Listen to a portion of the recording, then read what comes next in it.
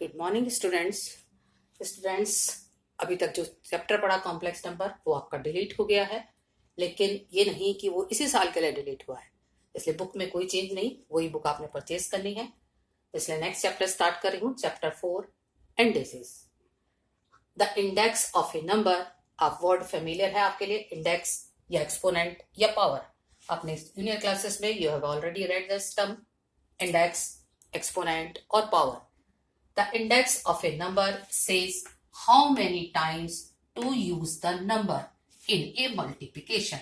एक नंबर को आपने कितनी बार मल्टीप्लिकेशन में यूज किया है, वो इंडेक्स है। The plural form of index is indice, the other name of exponent or power. जैसे फॉर एग्जाम्पल हम लिखें 2 into 2 into 2 into 2 into 2, तो ये क्या हुआ, 2 की power 5। 2 is base and 5 is exponent और power और index। तो हम सारी चीज जितनी भी हैं सब पहले पढ़ चुके हैं। अगर इस हिसाब से a into A into A into A up to n times करूंगी तो ये आ जाएगा a की पावर n।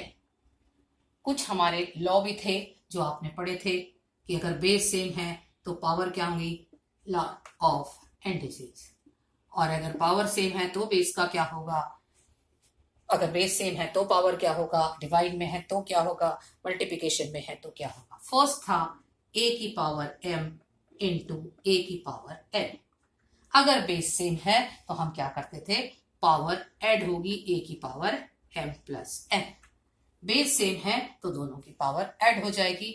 फॉर एग्जाम्पल 2 की पावर 3 इंटू 3 की पावर 3, दिस इज 6 भी मैं लिख सकती हूँ कि मैंने ये दोनों की पावर ऐड करी तो ये आ जाएगा मेरे पास, इंटू बेस सेम करना था, यहाँ मैंने वो अलग लिख लिया, ये लिख लेती हूँ उल्टा, इंटू 4 की पावर 2 की पावर 7 एंड आंसर इज 2 की पावर 10। नेक्स्ट, बेस सेम है तो पावर ऐड होंगी। सेकेंड पार्ट, अगर ये चीज थी मल्टीप्लाई में, अगर ये होगी डिवाइड में, a की power m divided by a की पावर n। अगर डिवाइड में होती है तो पावर हमेशा सबट्रैक्ट होती है। मल्टीप्लाई में है तो पावर ऐड होगी, कंडीशन एक ही है, दोनों का बेस सेम होना चाहिए। फॉर एग्जाम्पल सेम ले लें, 2 की पावर 7 डिवाइडेड बाई 2 की पावर 3 एंड आंसर इज 2 की पावर 7 माइनस 3, 2 की पावर 4। बहुत इजी चैप्टर है, आपको आगे में अच्छा लगेगा। थर्ड इज हम ये भी पढ़ते थे, अगर पावर की पावर है तो पावर आपस में मल्टीप्लाई होती है, a की पावर mn। फॉर एग्जाम्पल 2 की पावर 3 की पावर 7, पावर की पावर है, चाहे मैं इसकी एक पावर और भी लगा दूं तो वो भी आपस में मल्टीप्लाई होंगी, तो आंसर इज 2 की पावर 21। पावर की पावर तो पावर मल्टीप्लाई होती है, तो आंसर इज 2 की पावर 21।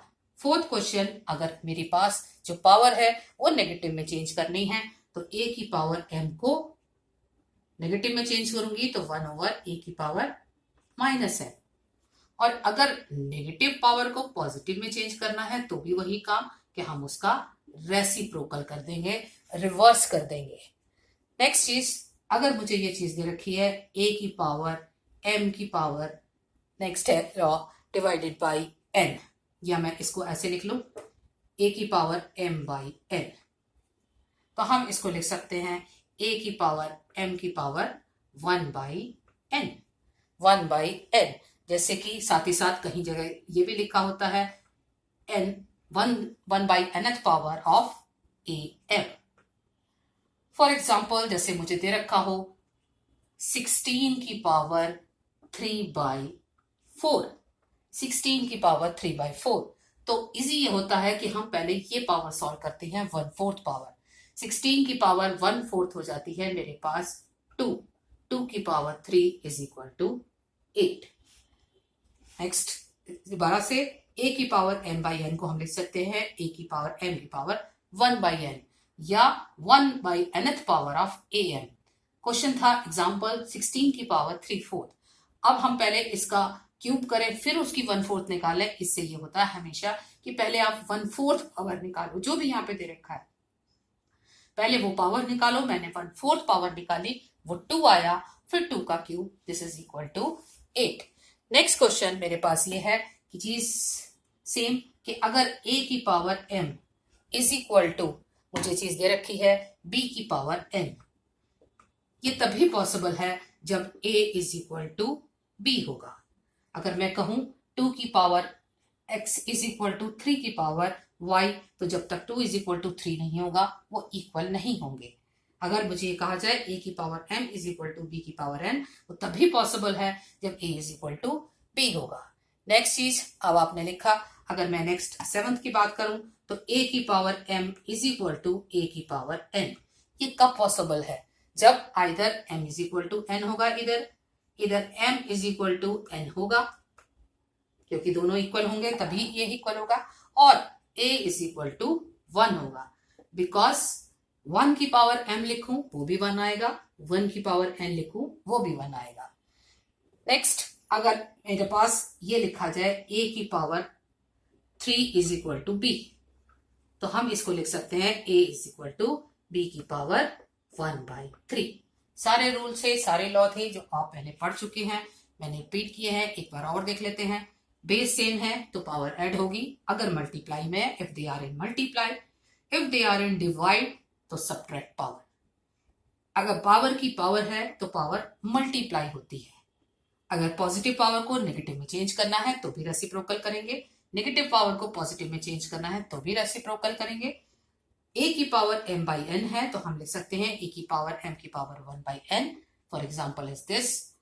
नेक्स्ट, a की power m is equal to b की पावर n, तभी ये पॉसिबल है। अगर ये लिखा जाए कि बेस भी अलग दिख रहा है, पावर भी अलग, लेकिन बेस सेम होगा तभी ये इक्वल होंगे। नेक्स्ट, a की पावर m, ये चीज था मेरे पास, b की पावर m था, अगर बेस सेम होंगे तभी ये इक्वल होगा। 7th है a की power m is equal to a की पावर n, ये तभी पॉसिबल है जब m is equal to n हो। अब मैं ये नहीं कह सकती कि 2 की पावर 3 जो है वो 2 की पावर 4 के इक्वल है। तो अगर पावर सेम होंगी या तो पावर सेम हो या बेस 1 हो, क्योंकि अगर बेस 1 होता है तो उसकी वैल्यू 1 की पावर m ली जाए या 1 की पावर n ली जाए, एक ही चीज होती है। नेक्स्ट मैंने लिखा a cube is equal to b, तो a cube is equal to b है तो a is equal to b की power 1/3। Now start the exercise, question number first. ये लॉ आपकी बुक में सारे कुछ हैं, मैं उम्मीद करती हूँ कि आपने अब तक बुक परचेज कर ली होगी, नहीं तो जल्दी से करो।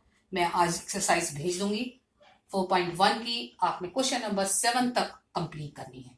क्वेश्चन कुछ पार्ट्स मैं कर रही हूँ, कुछ पार्ट्स आपने खत्म करने हैं। बुक परचेज कर ली है तो 4 चैप्टर स्टार्ट करना, नहीं तो मैंने क्वेश्चन PDF फाइल में भेजूंगी, वो आप खत्म करना। First question,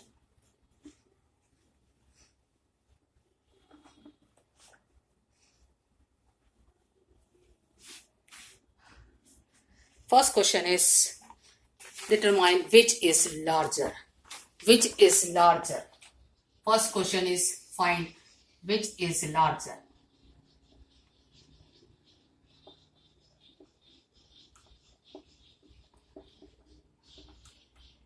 Which is larger? आपको 2 टर्म्स दे रखी है। ये है फर्स्ट क्वेश्चन का फर्स्ट पार्ट, √3 का क्यूब रूट और 5 की पावर 1/5।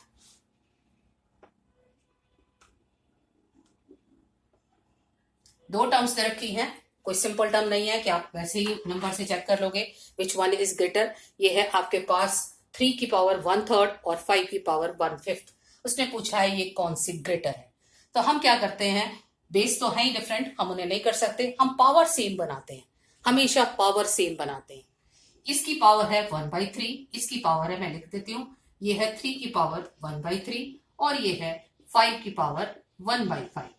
हम दोनों की पावर सेम बनाते हैं, तो पावर का हम डिनोमिनेटर ले लेते हैं। न्यूमरेटर से कोई मतलब नहीं, मैं डिनोमिनेटर से चेक करती हूँ कि डिनोमिनेटर क्या होगा। डिनोमिनेटर मेरे पास है 3 एंड 5, ये डिनोमिनेटर मेरे पास है 3 और 5। अगर मैं इसका एलसीएम चेक करूं, एलसीएम मैं सिर्फ इसका और इसका निकाल रही हूँ, बेस का नहीं बात कर रही, मैं सिर्फ पावर की बात कर रही हूँ। तो 3 और 5 का एलसीएम जो होगा वो 15 होगा। तो मुझे इनको 15 बनाना है, 1/15 बनाना है। न्यूमरेटर कुछ भी हो, मुझे डिनोमिनेटर चेक करना है। तो मैंने इसको लिखा 15 बनाने के लिए, इसमें 5 कम है, इसलिए मैंने लिखा 3 की पावर 1/3 इंटू 5/5. 5 से डिवाइड एंड 5 से मल्टीप्लाई. हेयर डिनोमिनेटर इज 5, तो मेरे पास 3 कम है, 1/5 इंटू 3 इंटू 3. फर्स्ट आपने क्या करना है कि डिनोमिनेटर चेक करना है. न्यूमरेटर में यहाँ पे 2 या 3 भी होता तो भी कोई फर्क नहीं पड़ता. आपने सिर्फ डिनोमिनेटर चेक करना है. 3 और 5, एलसीएम एंड 3 एंड 5 इज 15. तो 3 की पावर 5/15 और यहां हुआ 5 की पावर 3/15. इसे लिखा जा सकता, अभी थोड़ी देर पहले मैंने 9 में बताया कि ये हो गया 1/15. ये मेरे पास हो गया 5 की पावर 3 की पावर 1/15. बाहर की पावर सेम कर ली, इसलिए मैं ये पावर जो मुझे नहीं पता, मतलब जो अननोन है या ये कहें अननोन कहें या डिफरेंट है, उनको सॉल्व कर लेती हूँ. 3 की पावर 5 इज 243. 243 की पावर 1/15. इन नंबर्स का मुझे पता है, इसलिए आप आराम से कैलकुलेट कर सकते हो. Which one is greater, 1/15. ये है 243, ये है 125. Which one is greater, 243. 243 की भी पावर 1/15 निकालनी है, 125 की पावर भी 1/15 निकालनी है, तो ये बड़ी आएगी. It means this is greater. और ये किसका नंबर आई, इसकी. इसका मतलब विच इज ग्रेटर, 3 की पावर 1/3 इज ग्रेटर. आपने सिंपल सा काम मैंने लिखा, उसके बाद डिनोमिनेटर जो भी थे इनके, उनका एलसीएम लिया, और एलसीएम लेने के बाद मैंने ये काम किया कि जो भी था एलसीएम लिया. 3 और 5 वो 15 हो गया. 3 की पावर 5/15 आया, वो 5 की पावर 1/15 आया, और उसके बाद चेक करा तो ये आया 243 की पावर 1/15, ये आया 125 की पावर 1/15. तो 3 की पावर 1/3 इज ग्रेटर.